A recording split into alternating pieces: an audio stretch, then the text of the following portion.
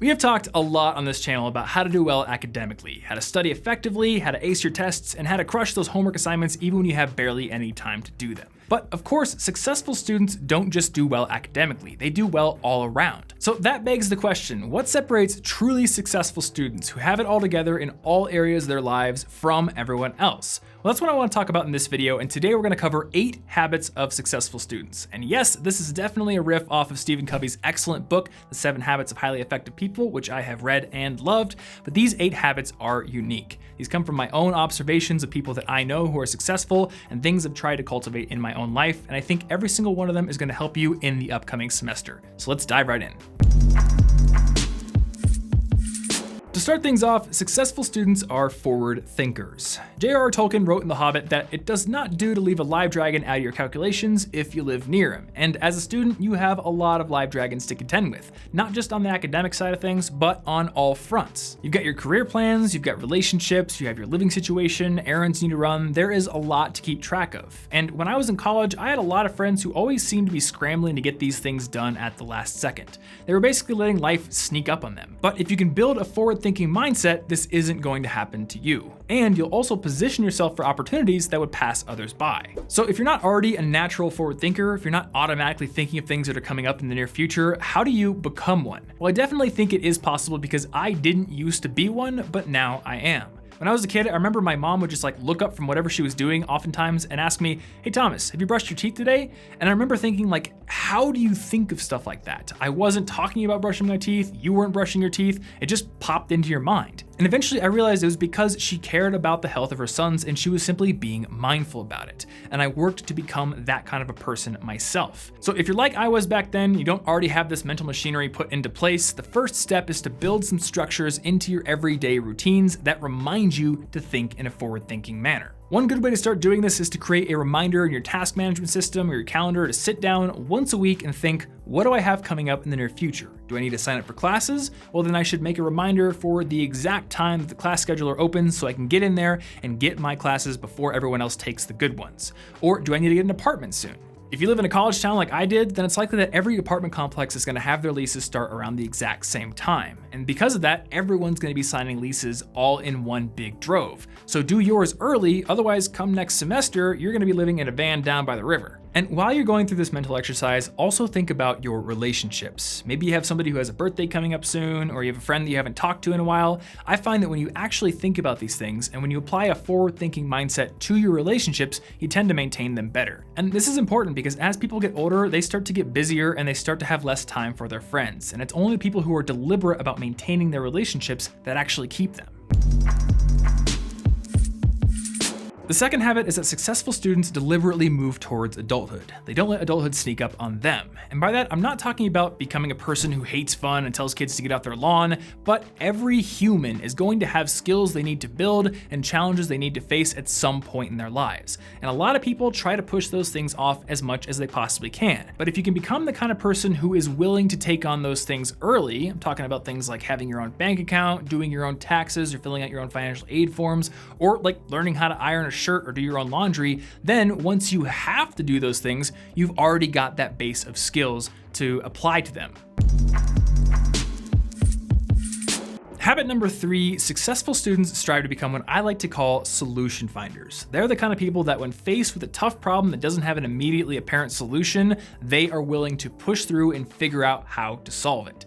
And sadly, a lot of students aren't like this. A friend of mine named Matt is a web developer at a pretty big company, and this company values this solution finding mindset so much that they have a rule for people who get stuck on problems. They call it the 15-minute rule. Essentially, if an employee gets stuck on a problem, they have to spend 15 more minutes working on that problem before they're allowed to ask for help. And during that time, they have to document everything they do and write down what didn't work, so that way when they do ask for help, they're able to give context to the person who's helping them. Additionally, once they hit that 15-minute mark, they must ask for help. And this rule creates a nice balance. It makes them be independent and solve problems on their own, but it also ensures that they're not being so stubborn that they never ask for help. And that ensures that they're not wasting the company's time. And adopting this rule will actually prove very useful to you as a student, because if you're willing to solve problems independently, you're going to solve a lot of them that you would have originally asked for help on. And if you do have to ask for help, you're going to show your teacher that you take the problems seriously and that you're not just crying out for help the moment things get tough. Habit number 4 is to start actively building relationships with your teachers, with your professors, and with other faculty members at your school or university. When you do this, you start to build a network of people who aren't just in your immediate age group or at your same level of progression. And it also has a couple of other very good benefits. Number 1, these people are going to be able to tell you about opportunities that you would have otherwise missed. And if you ever happen to need a letter of recommendation for a job application or a scholarship, those are going to be the people who you can go to because now they know you and they trust you and they're going to be willing to do it. And you probably shouldn't ask for a recommendation from your roommate Jimmy. So how do you start building this network? Well, a great first step comes at the beginning of a new semester. Go up to the teacher at the end of each class, introduce yourself briefly, shake their hand, and just tell them you're excited to be there. That makes a really great first impression. Additionally, in your free time, if you happen to come across like an article that you think one of your professors would be interested in, email them that article. Just say, hey, I read this and I thought of you. I remember back in 2011, I was taking my first marketing class in college, and this was right around the time that Valve was getting ready to release Portal 2. And they did something really weird with the marketing for Portal 2. They had this weird convoluted game setup where people could buy games on Steam and play lots and lots of hours in those games, and that would all contribute to making Portal 2 release a couple of days early. So essentially they found a way to let all these other games that weren't selling all that well ride the coattails of this big anticipated game, and I thought that was a brilliant marketing strategy. So I found an article about it, I sent it to my marketing professor and said, hey, I think you'd be interested in this, and the next week he actually talked about it in class. So doing that definitely helped to build that relationship.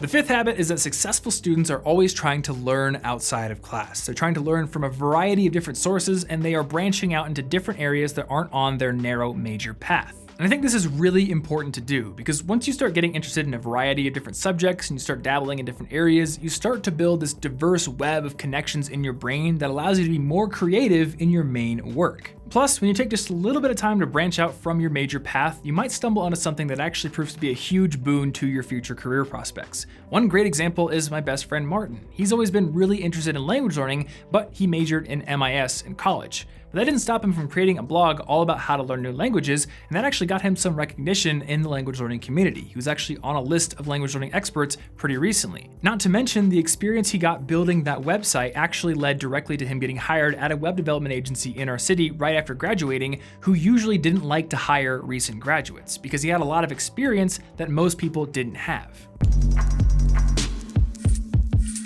Habit number 6 is to constantly be keeping your ear to the ground for opportunities. Here's the thing, when you're in school, or especially when you're in college and university, there are a ton of opportunities around you, but you have to be willing to look for them and know where to look. One great thing to do is to be keeping your eye out for bulletin boards around your campus or in your school, because a lot of opportunities are going to be posted as flyers on those bulletin boards. Additionally, follow your school's social media accounts. And I'm not just talking about the main social media account, follow your professors and your teachers, follow departments that you're a part of, because a lot of these departments and professors, they're going to post opportunities that they think their students would be good fits for. And this habit is actually directly related to how I got my first internship, because I was following my school's career center on Twitter and they posted a tweet about a big company in our area that was putting on this freshman leadership seminar. So I saw the tweet, I signed up, I got accepted, and at that event, I met a mentor who was instrumental in getting me hired at that internship.